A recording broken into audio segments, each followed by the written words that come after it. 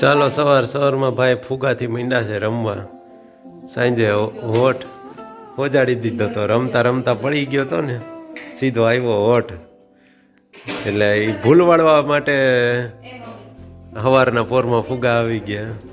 એટલે જો બા પૂછે પેલા એને જવાબ દે, નકર ફુગા દઈ આવીશ. બા પૂછે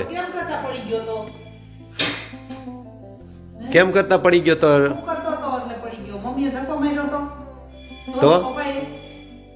કેમ પડ્યો, કેમ શું કરતો તો કરજી, જવાબ દે. કેમ પડ્યો કરજી, હું નથી ખબર. ચક્કર આવ્યા હતા, ચકેડી ફરતા ફરતા ચક્કર આવી ગયા ને એટલે પડી ગયો.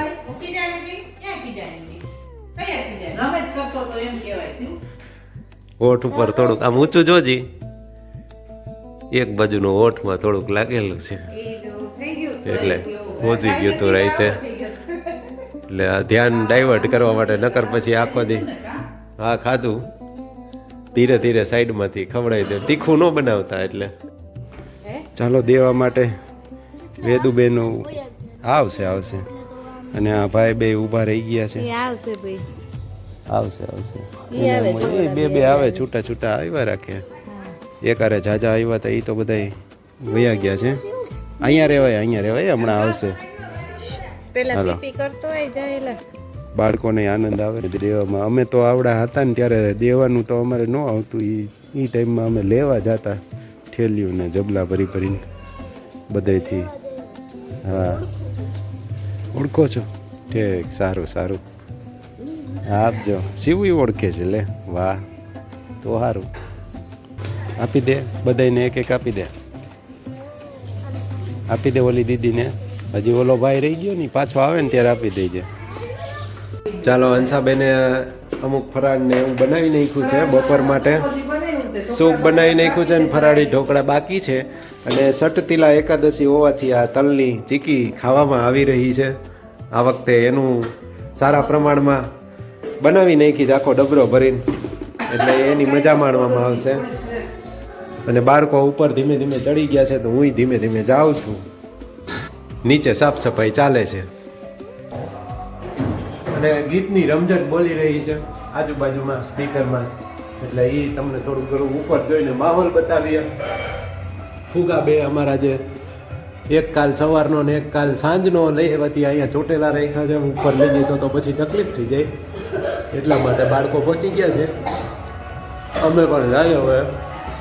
ચલો આ એક કપડું મળ્યું છે ને, કપડામાંથી એક આમ પછી ત્યાંથી નીચેથી આમ એવી રીતે ટુકડા કરીને લાંબુ પૂંછડું બનાવ્યું છે. અત્યારના બાળકોને થોડી ખબર પડે, કારણ કે અમે નાના હતા ત્યારે આવી રીતે પૂંછડા બનાવીને પછી પતંગમાં બાંધતા. થોડીક એ પણ એને કોઠાવું જ વધે એટલે એ ટ્રાય કરીને હમણાં બાંધીને પછી પતંગ ચગાવીએ છીએ. એમનેમ ચગાવી પણ ગોથા મારે છે, છોકરાઓને હાથમાં રહે ને એટલે કદું પૂંછડું બાંધીને પછી ચગાવીએ.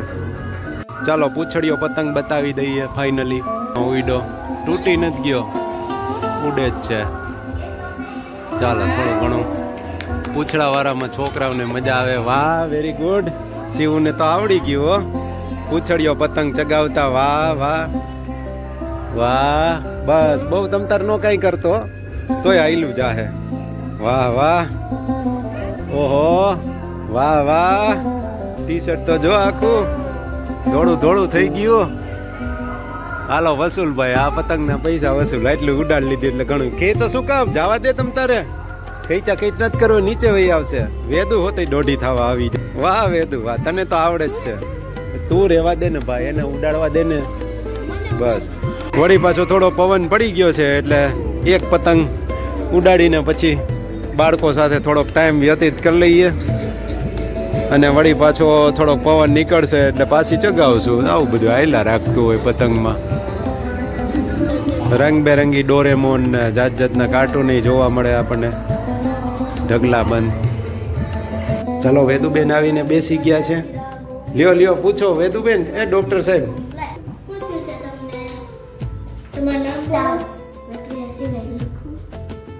હા પછી આગળ આખું બોલો, શું થયું છે? હા તમે કેમ અહીંયા આવ્યા છો? હે તાવ આવી ગયો છે. બીજું શું થાય છે? તાવ ને ઉધરસ બે.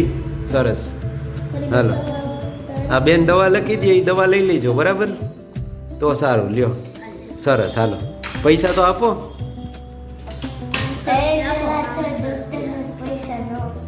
લે, ડોક્ટરને પૈસા આપવાના જ હોય, કઈ એમનું થોડું હોય. હા, ડોક્ટર કઈ એમનું થોડા જ હોય દે, પૈસા તો આપવો પડે ને. એ નહીં, ઘર બહાર હોય. ચાલો, બહાર નીકળ્યા હતા એટલે થોડુંક બાળકોને મજા પડી જાય. ક્લિનિકે દીવાબત્તી કરી લઈને પછી ઘરે જઈએ. થઈ ગયા હવે.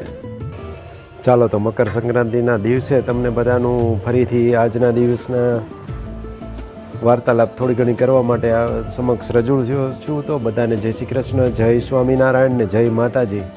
આજના દિવસે દાનનું ખૂબ બધું મહત્ત્વ ગણાવવામાં આવે છે. વર્ષોથી પરંપરા ચાલતી આવે છે ને એમાંય પાછું આજે તો મકર સંક્રાંતિની સાથે એકાદશી પણ છે. એટલે આવા શુભ પવિત્ર દિવસો હોય ને એમાં સનાતન ધર્મની આપણી હિન્દુ સંસ્કૃતિ મુજબ દાનને મહત્ત્વ આપવામાં આવતું હોય તો એની પાછળનું આપણે બહુ ઊંડું કારણ નહીં પણ સોશિયલી શું ફાયદો થાય ને એ તમને કહેવા જઈએ. તો આ તહેવારોના દિવસો હોય, આવા શુભ દિવસો હોય એટલે ઘણી વખત બધાની પરિસ્થિતિ સરખી ના હોય, એટલે અમુક ગરીબ લોકો હોય તો એમને પણ આજના દિવસે ઘણી વખત કંઈ કંઈ મળતું હોય તો એમનો તહેવાર પણ સુધરી જાય. એક તો આ પણ એક લોજિક આ પણ હોય અને બીજું કે એ બાને લોકો પશુ પક્ષીઓને પણ થોડું ઘણું જે કાંઈ મદદ કરી શકે તો એમનું પણ સારું થાય.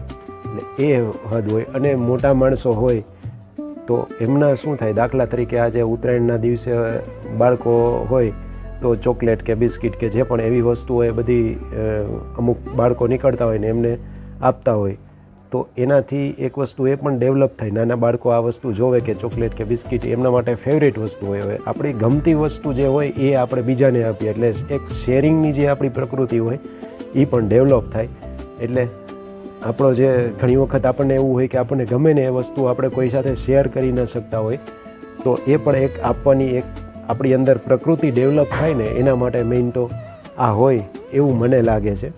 એટલે હિન્દુ ધર્મના લગભગ બધા જે તહેવારો હોય ને એમાં આવી કંઈક પ્રથાઓ હોય છે જે આપણા અમુક અવગુણો અને આપણા અમુક જે દોષો હોય એ ઓછા થાય અને બધા એકસાથે ને એક થઈ અને એકબીજાને મદદરૂપ થઈને ઉજવી શકે એટલા માટે આ બધી પ્રથાઓ ને બધું હોય છે. ચાલો, વધારે પાછું જ્ઞાન આપીને બોર નહીં કર્યા તો એક વિચાર જે થોટ આવ્યો એ તમારી સાથે શેર કરી દીધો. હવે માંડ થોડાક સ્પીકર બંધ થયા છે, લાઇટ ગઈ છે તો એ સ્પીકર ચાલુ જ હોય છે. આમાં ઘણી વખત તો શું થાય સ્પેશિયલ આજે તો જનરેટરવાળા અમુક લોકોએ જનરેટર ઉપર ને એ રીતે વ્યવસ્થા કરેલી હોય, ખબર જ હોય કે લાઇટ જવાની છે, કાં તો ઓલા ચાર્જિંગવાળા સ્પીકર હોય એ યુઝ કરતા હોય એટલે લાઇટ જોઈ તો હવે લગભગ ખબર ફેર નથી પડતો, સ્પીકર ચાલુ જ રહેતા હોય. પણ અત્યારે હવે થોડીક શાંતિ થઈ છે, બપોરનો સમય છે એટલે બધાય જમવા માટે નીચે ગયા હોય ને થોડોક આરામ માટે ગયા હોય. બાકી રસિકો હોય એને તો તડકામાંય નડે નહીં, એ તો અત્યારે પતંગ ચગાવતા જ હોય છે. ભાઈ ઉડાડે છે.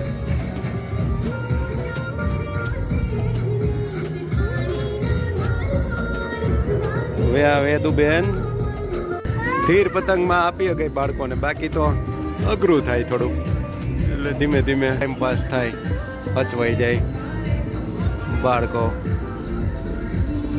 થોડું અડી ગયું એટલે હાલે, વાંધો ન આવે, ધીમે ધીમે